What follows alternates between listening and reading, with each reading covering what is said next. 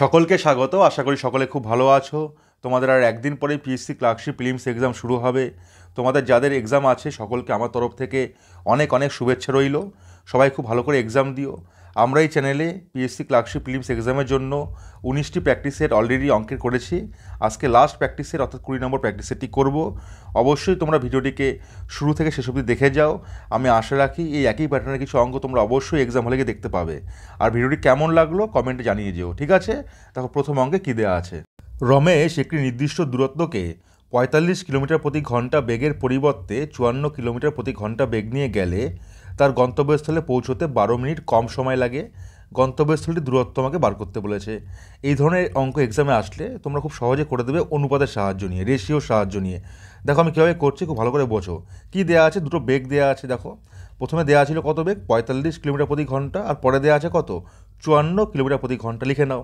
এবার কাটাকাটি করে অনুপাত বার করে নাও। দেখো এটা 9 দিয়ে কাটবে, 9 দিয়ে কাটলে কত হবে 5, এটা হবে কত 6 নং 54 6 হলো, ঠিক আছে? বেগের অনুপাত বেরোলো কত 5/6। তুমি বলো তো অঙ্কে কী দেওয়া আছে, সময় দেওয়া আছে, তো সময়ের অনুপাত বার করে নাও। সময়ের অনুপাত কী হয় বলো তো, উল্টে যাবে, 6/5 হবে। কেন বলো তো? কারণ বেগের সঙ্গে সময় সম্পর্ক কী হয়, ব্যস্তানুপাতিক হয়। মানে বেগ বেশি হলে সময় কম লাগবে, আর বেগ কম হলে সময় বেশি লাগবে। যেহেতু বেগের অনুপাত 5 থেকে 6 হয়েছে, সময়ের অনুপাত উল্টে দেবো, 6 থেকে 5 করলাম, ঠিক তো? তার মানে আগে 6 টাইম লাগলে এখন 5 টাইম লাগছে, তার মানে 1 টাইম কম লাগছে। অঙ্কে 1 মানে কত দেওয়া আছে, 12 মিনিট কম দেওয়া আছে, লিখে নিলাম। 5 মানে কত হয় বলো তো আমাকে, 5 গুণ 12 করলে কত হয়, 60 মিনিট। 60 মিনিটকে আমি 1 ঘন্টাও লিখতে পারি। তার মানে 54 কিলোমিটার প্রতি ঘন্টা নিয়ে গেলে 1 ঘন্টা সময় লাগছে যেতে। তো দূরত্বটা কত, তুমি বলবে বেগকে গুণ করে দেবো সময় দিয়ে, তার মানে 54 কিলোমিটার হবে মোট রাস্তা দৈর্ঘ্য। অপশন কোনটি, অপশন বি হবে কারেক্ট অ্যান্সার। তুমি এই 6 থেকেও উত্তরটা বার করতে পারতে, কিন্তু 6 বরং 72কে আবার ঘন্টায় আনতে যেহেতু ফ্র্যাকশনে আসে, আমরা তাড়াতাড়ি করার জন্য আমরা 5 থেকে বার করলাম। আশা করি বুঝতে পারলে। দেখো পরের অঙ্কে কী দেওয়া আছে। স্থির জলে নৌকোর বেগ দেওয়া আছে 14 কিলোমিটার প্রতি ঘন্টা। যদি নৌকাটি স্রোতের অনুকূলে 28 কিলোমিটার পথ যেতে 1 ঘন্টা 45 মিনিট সময় নেয়, তবে স্রোতের বেগ তোমাকে বার করতে বলেছে। তুমি ধরে নাও স্থির জলের নৌকোর বেগ এটা এক্স দেওয়া আছে 14 কিলোমিটার প্রতি ঘন্টা, আর স্রোতের বেগ তোমাকে ওয়াই বার করতে হবে, ধরে নাও, ঠিক আছে? এবার তোমরা জানো স্রোতের অনুকূলে বেগ কী হয়। অনুকূলে বেগ মানে হয় স্থির জলের নৌকোর বেগ, তার মানে এক্স, আর স্রোতের বেগ ওয়াই, এই দুটোর যোগফল হয়। আই থিঙ্ক এটা বুঝতে পারলে।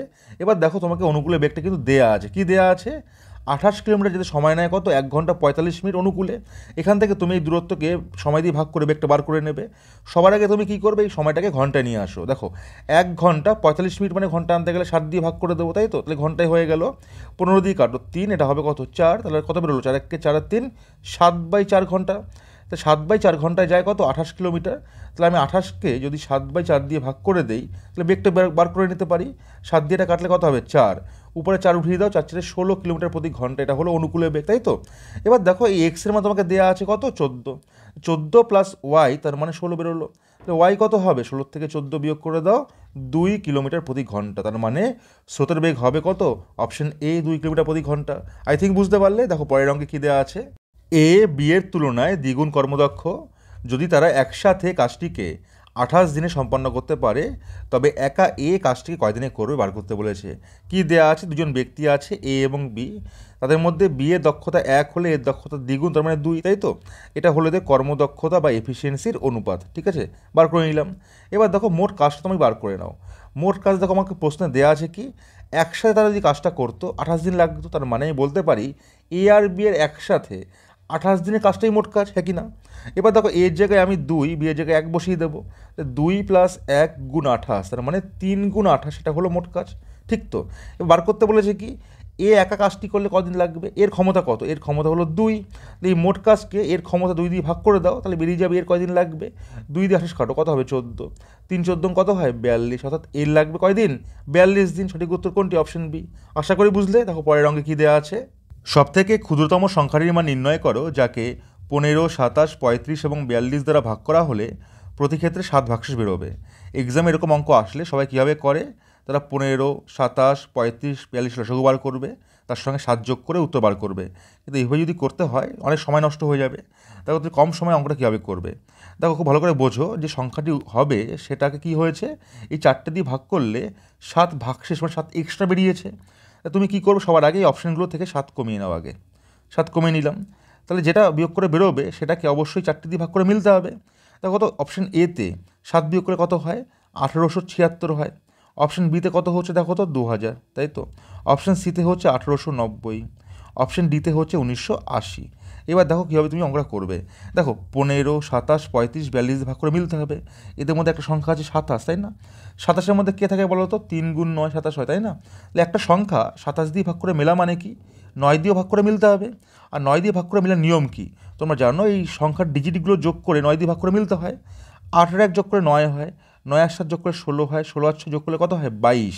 22 কি 9 দিয়ে ভাগ করলে মেলে না? তাহলে অপশন এ হবে না। ক্লিয়ার? দেখো 2 এর সঙ্গে 0 যোগ করলে তো 2 আসে, 2 কি 9 ভাগ করলে মেলে না? তো এটা হবে না। দেখো 3 নম্বর অপশনটা, 8 একে 9, 9 আর 9 18, 18 কি 9 দিয়ে ভাগ করলে মেলে? অবশ্যই মেলে, এটা হতে পারে। দেখো তো এখানে 9 একে 10 আর 8 যোগ করলে 18 হয়, 18 তো 9 দিয়ে ভাগ করলে মেলে, এটাও হতে পারে। তাহলে অপশন সি আর ডির মধ্যে একটা উত্তর হবে, এটা বোঝা গেল। এইবার দেখো 42 দিয়েও তো ভাগ করে মিলতে হবে, আর 42-এর মধ্যে কে থাকে? 6 গুণ 7 মানে 42, তার মানে 7 দিয়েও তো ভাগ করে মিলতে হবে। এবার দেখো তো 1890-কে 7 দিয়ে ভাগ করলে কী হয়? 7 দুগুণে 14, পড়ে থাকবে 49, 7 সাথে 49 মিলে যায়, তাহলে অপশন সি হতে পারে, তাই তো। অপশন ডি দেখো তো 7 দিয়ে ভাগ করলে কী হবে? 7 দুগুণে 14, পড়ে থাকবে 58, 58 কি 7 দিয়ে মেলে না? অপশন ডি তাহলে হবে না, পড়ে থাকতো একটা option, option C. Option C হবে কারেক্ট অ্যান্সার। আশা করি বুঝতে পারলে। এইভাবে তোমরা অপশন টেস্টের মাধ্যমে অঙ্কটা করবে, মনে রাখবে লসাগু গসাগুর ম্যাক্সিমাম অঙ্ক কিন্তু অপশন টেস্টের মাধ্যমে সহজে করে দেওয়া যায়। ঠিক আছে, দেখো পরের অঙ্কে কী দেওয়া আছে।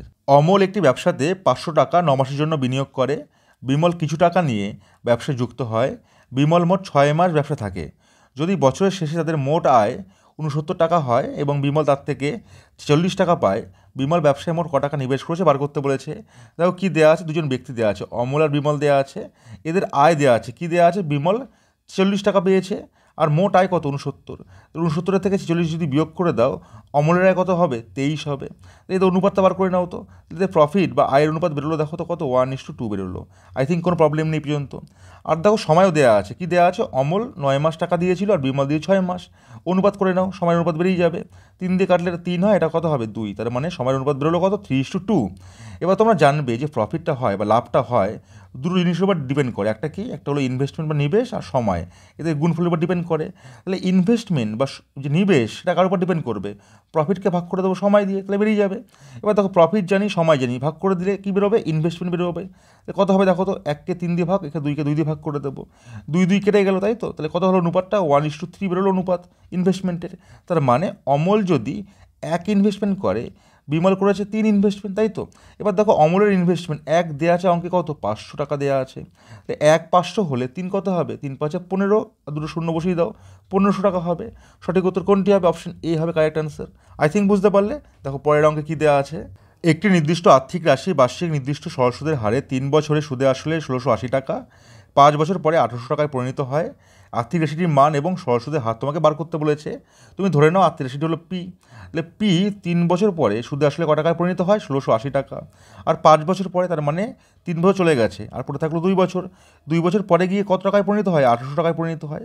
তুমি দেখো তো 1800 এবং 1680 এদের ডিফারেন্সটা কত? তুমি বলবে ডিফারেন্সটা হচ্ছে 120 টাকা।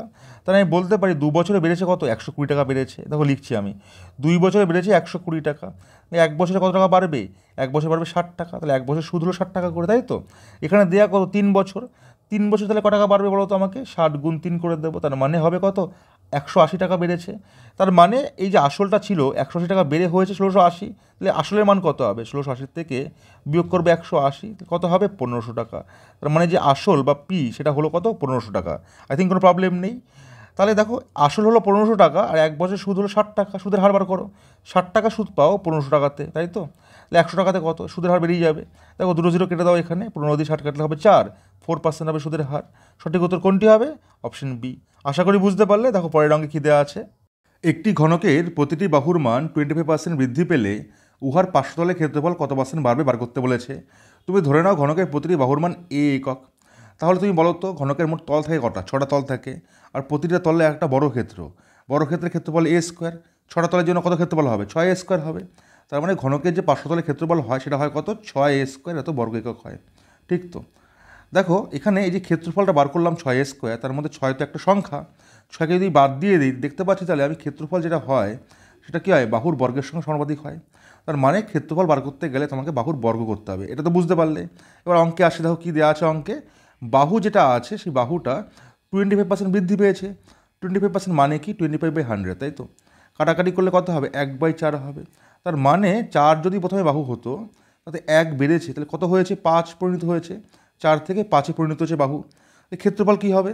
আমরা দেখলাম ক্ষেত্রফল বার করতে গেলে কী করতে হবে, বাহুর বর্গ করতে হবে। 4 স্কোয়ার করে দাও, এটা 5 স্কোয়ার করে দাও, তার মানে 16 থেকে কী হবে 25-এ পরিণত হবে ক্ষেত্রফলটি। 16 থেকে 25 হলে বাড়লো কত 9, 9 বাড়লো 16-তে, 100-তে কত এটা তোমাকে বার করতে বলেছে, তাই তো? এবার দেখো 100-কে 16 দিয়ে ভাগ করলে তোমার মনে রাখবে কত হয় বলো তো, 100/16% মানে হচ্ছে 6.14%। তাহলে এখানে বসিয়ে দাও, দেখো 9 × 6.14% লিখে দিলাম। 6কে 9 দিয়ে গুণ করলে কত হবে 54, 9কে 1/4 দিয়ে গুণ করলে কত হবে 9/4%, তাই তো? এবার দেখো 9কে 4 দিয়ে ভাগ করলে 2.14 বেরোবে, তাহলে কত হবে 54 আর 2 56.1/4%, অথবা এটাকে লিখতে পারো 56.25%। সঠিক উত্তর কোনটি হবে? অপশন ডি হবে কারেক্ট অ্যান্সার। এবার দেখো এরকম ক্ষেত্রফলের অঙ্ক আসলে তোমরা একটা ফর্মুলা দিয়ে অঙ্কটা করতে পারো, সেই ফর্মুলাটা লিখে দিচ্ছি আমি। দেখো x + y + x × y/100 এত % ক্ষেত্রফল বাড়বে, ঠিক আছে? এখানে x আর y এর জায়গায় কত 25 বসাবে, 25 + 25 + 25 × 25/100 লিখে দিলাম, ঠিক আছে? তো এটা যোগ করলে কত হয় 50 হয়, আর যোগ করলে কত হবে 625/100 করলে 6.25 হবে, তার মানে কত বেরোতো 56.25%। এভাবে তুমি বার করতে পারতে। আশা করি বুঝতে পারলে। দেখো পরের অঙ্কে কী দেওয়া আছে। একজন ব্যক্তি 16,000 টাকা দুজন ব্যক্তির কাছ থেকে ধার নিয়েছেন। তিনি প্রথম ব্যক্তিকে 6% হারে, দ্বিতীয় ব্যক্তিকে 10% হারে সুদ দেন। বছরের শেষে যদি তাকে মোট 1120 টাকা সুদ দিতে হয়, প্রথম ব্যক্তির কাছ থেকে তিনি ক টাকা ধার নিয়েছেন বার করতে বলেছে। এই ধরনের অঙ্ক এক্সামে আসলে তোমরা সহজে করবে অ্যালিগেশনের সাহায্যে। দেখে নাও তোমরা কীভাবে করবে। মোট টাকা কত দেওয়া আছে 16,000 টাকা, তো তুই ধরে নাও মোট টাকাটাই তিনি 6% হারে সুদ নিয়েছেন। 6% হারে সুদ নিলে কত টাকা সুদ দিতে হবে দেখো তো, 6/100 দিয়ে গুণ করে দাও, 0 কেটে দাও, কত টাকা আসছে 960 টাকা সুদ দিতে হতো, তাই তো?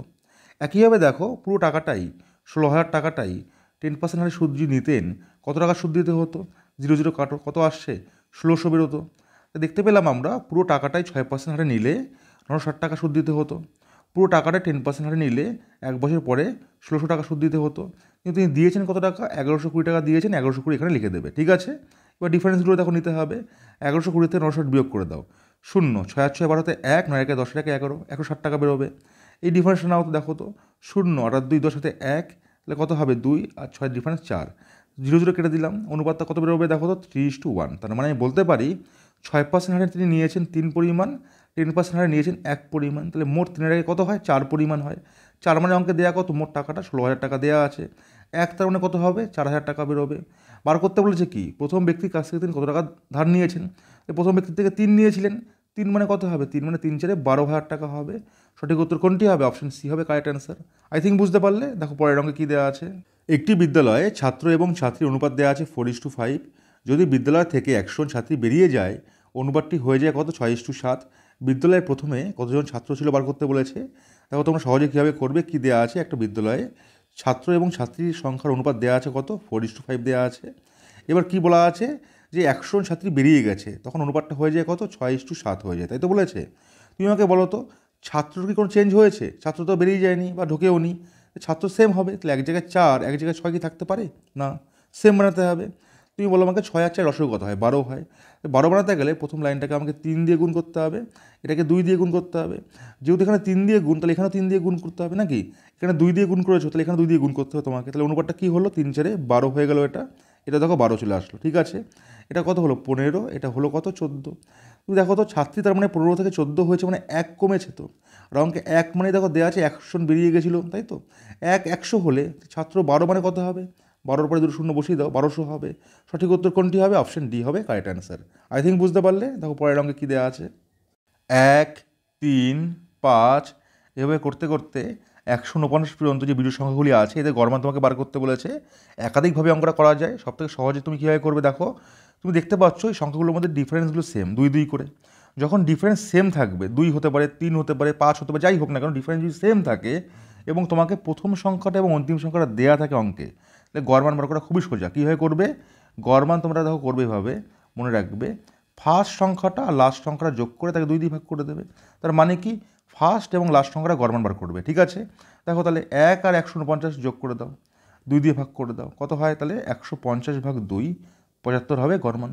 সঠিক উত্তর কোনটি হবে? অপশন সি হবে। আশা করি বুঝতে পারলে। দেখো পরের অঙ্কে কী দেওয়া আছে।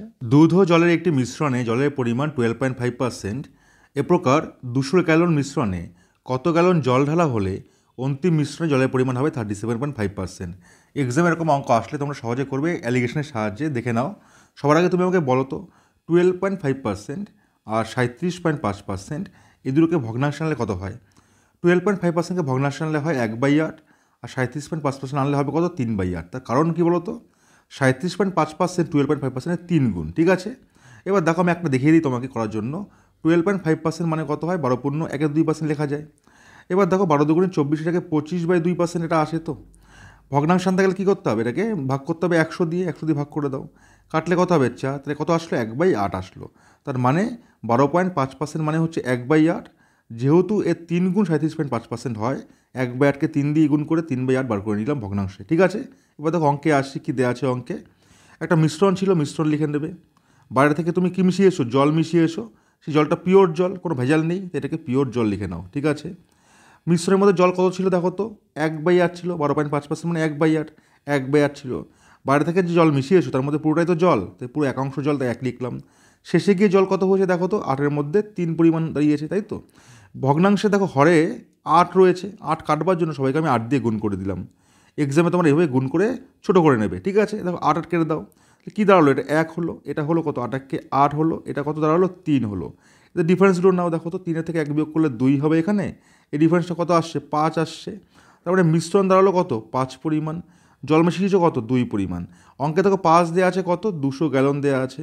তাহলে 5 200 হলে 1 কত হবে? 1 হবে। 200কে 5 দিয়ে ভাগ করে দেবো, তার মানে কত হবে? 40 হবে। 2 কত হবে? 2 40 দিয়ে গুণ করে দাও, কত হবে? 80 গ্যালন হবে। অর্থাৎ বাইরে থেকে তুমি 80 গ্যালন জল মিশিয়েছো। অপশন ডি হবে কারেক্ট অ্যান্সার। আই থিঙ্ক বুঝতে পারলে। দেখো পরের অঙ্কে কী দেওয়া আছে। একটি পরীক্ষাতে 65% বাংলাতে, 55% গণিতে এবং 40% উভয় বিষয়ে পাশ করে। যদি 40 জন পরীক্ষার্থী উভয় বিষয়ে ফেল করে, তবে মোট পরীক্ষার্থীর সংখ্যা তোমাকে বার করতে বলেছে। এক্সামে এরকম একটা অঙ্ক অবশ্যই আসবে। এরকম অঙ্ক এক্সামে আসলে তোমরা কীভাবে করবে বলো তো? ভেন ডায়াগ্রামের সাহায্যে করে দেবে খুব সহজে। দেখে নাও কীভাবে করছি আমি অঙ্কটি। ধরে নাও আমি একটা আয়তক্ষেত্র আঁকলাম এখানে। এই আয়তক্ষেত্রের মধ্যে সব পরীক্ষার্থী রয়েছে। এর মধ্যে পাসগুলো দেওয়া আছে কি? বাংলায় পাস দেওয়া আছে 65%, তাই একটা বৃত্ত আঁকলাম, বাংলায় পাস লিখলাম, 65 লিখলাম, ঠিক আছে? আর কি দেওয়া আছে? গণিতে পাস করেছে কত? 55%। একটা গণিতে পাস দেখো আমি লিখলাম, এটা কত? 55% লিখলাম। আর উভয় বিষয়ে পাস মানে মধ্যের জায়গাটা কত? 40 দেওয়া আছে, লিখে নিলাম, ঠিক আছে? এবার দেখো মোট পরীক্ষার্থীরা রয়েছে কি এই আয়তক্ষেত্রের মধ্যে, আর এই বৃত্তগুলোর মধ্যে আছে পাসগুলো। পড়ে থাকা যে জায়গাটা রয়েছে সেগুলো কি ফেল হবে তার মানে, হ্যাঁ কি না? এবার দেখো তোমার প্রথম কাজ হবে মোট পাসের পার্সেন্টেজটা বার করে নাও। তুমি বলো তো কত হবে সেটা? খুব ভালো করে বুঝবে। দেখো বাংলায় পাস করেছে কত? 65%, 65 লিখলাম। গণিতে পাস করেছে কত? 55%, 50% লিখে নিলাম। এই দুটো যোগ করলে কিন্তু হবে না। কেন হবে না বলো তো? কারণ মধ্যের জায়গাটা 40 দুবার তুমি নিয়েছো। বাংলার সময় নিয়েছো, আবার গণিতের সময় নিয়েছো। তোমাকে তাহলে একবার বিয়োগ করে দিতে হবে। তাই -40 করে দাও। কত পার্সেন্ট বেরোবে দেখো তো? 65 আর 55 যোগ করে দাও, কত হবে? 120 -40, তার মানে বেরোলো 80% ওভারঅল পাস করেছে। মোট পরীক্ষার্থী তো 100%, তার থেকে 80% তুমি যদি বিয়োগ করে দাও, কত বেরোবে? তুমি বলবে 20% বেরোবে। 20% কী করেছে? ফেল করেছে উভয় বিষয়। এবার দেখো অঙ্কে 20% দেওয়া আছে কত? 40 জন দেওয়া আছে। 20% 40 হলে 1% কত হবে? 1% মানে 2 জন বেরোবে। মোট পরীক্ষার্থী তাহলে 100% কত হবে? 200 জন হবে। সঠিক উত্তর কোনটি হবে বলো তো? অপশন বি, 200 জন হবে। তাহলে এইভাবে তোমরা ভেন ডায়াগ্রামের সাহায্যে খুব সহজ অঙ্কটা করে দেবে। আশা করি পদ্ধতিটি ভালো লাগলো। দেখো পরের অঙ্কে কী দেওয়া আছে। বার্ষিক নির্দিষ্ট চক্রবৃদ্ধি সুদের হারে একটি আর্থিক রাশি 2 বছর পরে সুদে আসলে 500 টাকাতে এবং 3 বছর পরে 550 টাকায় পরিণত হয়। চক্রবৃদ্ধি সুদের হার তোমাকে বার করতে বলেছে। দেখো তোমরা সহজে কীভাবে করবে? ধরে নাও আর্থিক রাশিটির মান পি। পি 2 বছর পরে ক টাকায় পরিণত হয়? 500 টাকায় পরিণত হয়, তাই তো? আর 3 বছর পরে ক টাকায় পরিণত হয়? 550 টাকায় পরিণত হয় সুদে আসলে। দেখো 2 বছর চলে গেছে, 3 বছর হতে গেলে আরও 1 বছর লাগবে, তাই এখানে 1 বছর লিখে নিলাম, ঠিক আছে? এবার দেখো 500 টাকা থেকে 550 টাকায় পরিণত হয় 1 বছর পরে। অনুপাতটা বার করে নাও। 0 0 কেটে দাও, 5 দিয়ে কাটলে কত হবে? 10, এটা হবে কত? 11। তাই বলতে পারি 10 টাকা 1 বছর পরে বেড়ে ক টাকা? 11 টাকায় পরিণত হয়। 100 টাকায় ক টাকায় পরিণত হবে? 110 টাকায় পরিণত হবে। তার মানে 10% হলো সুদের হার। সঠিক উত্তর কোনটি? অপশন বি হবে কারেক্ট অ্যান্সার। আই থিঙ্ক বুঝতে পারলে। তো পরের অঙ্কে কী দেওয়া আছে। একজন ব্যক্তি কোনো একটি বস্তুকে 5% লাভে বিক্রি করেন। যদি বস্তুটিকে 240 টাকা বেশি দামে বিক্রি করতেন তবে তার 8% লাভ হতো। বস্তুটি ক্রয় মূল্য বার করতে বলেছে। তো 5% লাভ হচ্ছিল প্রথমে, এখন হচ্ছে 8% লাভ। তার মানে কত পার্সেন্ট বেশি লাভ হচ্ছে? তুমি বলবে 3% বেশি লাভ হচ্ছে। অঙ্কে 3% মানে দেয়া 240 টাকা। 1% তাহলে কত হবে? 1% হবে কত? 80 টাকা। তাহলে মোট ক্রয় মূল্য তো 100%, সেটা কত হবে? তুমি বলবে 80-র সঙ্গে 2 শূন্য বসিয়ে দেবো, 8000 টাকা হবে। সঠিক উত্তর হবে অপশন সি। আশা করি বুঝতে পারলে। দেখো পরের অঙ্কে কী দেওয়া আছে। দুটি পাইপ এ এবং বি যথাক্রমে 20 মিনিট এবং 30 মিনিটে একটি চৌবাচ্চাকে সম্পূর্ণ ভর্তি করতে পারে। পাইপ দুটিকে একসাথে খুলে দেওয়া হলো। যান্ত্রিক গোলযোগের জন্য পাইপ এটি কিছু সময় পরে বন্ধ হয়ে যায়। ফলে পাইপ বি শেষ 10 মিনিট একা কাজ করে এবং চৌবাচ্চাকে ভর্তি করে। পাইপ দুটি একসাথে কতক্ষণ কাজ করেছে বার করতে বলেছে। তারপর তোমরা সহজে কীভাবে অঙ্কটা করবে, কী দেওয়া আছে, দুটো পাইপ আছে এ আর বি। এ একা কাজ করলে 20 মিনিট ট্যাঙ্ককে পূর্ণ করে, আর বি একা কাজ করলে 30 মিনিট লাগে তা পূর্ণ করতে, তাই তো? আমি ধরলাম ট্যাঙ্ক বা চৌবাচ্চা যেটা আছে তার সাইজটা হচ্ছে এই 20 আর 30 লসাগু, ধরে নাও 60, ঠিক আছে? 60 পূর্ণ করতে এ লাগে কত, 20 মিনিট। 1 মিনিটে তাহলে এ কত পূর্ণ করবে? 60কে 20 ভাগ করে দাও, কত হবে? 3 পূর্ণ করবে, তাই তো? 60 পূর্ণ করতে বি নেয় 30 মিনিট। 1 মিনিটে তাহলে বি কত পূর্ণ করে? 60কে 30 দিয়ে ভাগ করে দাও, কত বেরোবে? 2। তার মানে আমি বার করে দেখলাম এ এর কার্যক্ষমতা বা এফিসিয়েন্সি বেরোলো 3, বি এর কত বেরোলো? 2, ঠিক আছে তো? এবার দেখো কী দেওয়া আছে, খুব ভালো করে দেখো। এ আর বি একসঙ্গে কাজ শুরু করেছে কিছুক্ষণ কাজ করলো, তারপরে কি হয়েছে? এ বন্ধ হয়ে গেল। শেষ সময়টা অর্থাৎ 10 মিনিট যেটা দেওয়া আছে অঙ্কে, এটা একা বি কাজ করেছে, তাই তো? তুমি আমাকে বলো তো, বি এর ক্ষমতা তো 2, 10 মিনিটে বি কত কাজ করবে? 10 গুণ 2 কাজ করবে, তার মানে 20 কাজ করবে। মোট সাইজ তো 60, তার থেকে 20 যদি বিয়োগ করে দেই পড়ে থাকবে কত? 40। তাই আমি বলতে পারি এখানে 40 কাজ হয়েছিল, এ আর বি মিলে করেছিল। এ আর বির একসঙ্গে ক্ষমতা কত দেখো তো? 2 আর 3 5 ক্ষমতা। 5 দিয়ে ভাগ করলে এখানে কত বেরোবে? 8 মিনিট বেরোবে তো, নাকি? অর্থাৎ এ আর বি মিলে এখানে 8 মিনিট কাজ একসঙ্গে করেছিল, তারপরে এ বন্ধ হয়ে গেছে। সঠিক উত্তর কোনটি হবে? অপশন সি হবে, তাই কারেক্ট অ্যান্সার। আশা করি বুঝতে পারলে। তাহলে এই ছিল আজকে আমাদের ভিডিওটি কেমন লাগলো তোমরা কমেন্টে জানিও। খুব ভালো করে তোমরা এক্সাম দিও, তোমাদের জন্য আমার অনেক শুভকামনা রইল। সবাই খুব ভালো থেকো, দেখা হবে পরের ভিডিওতে।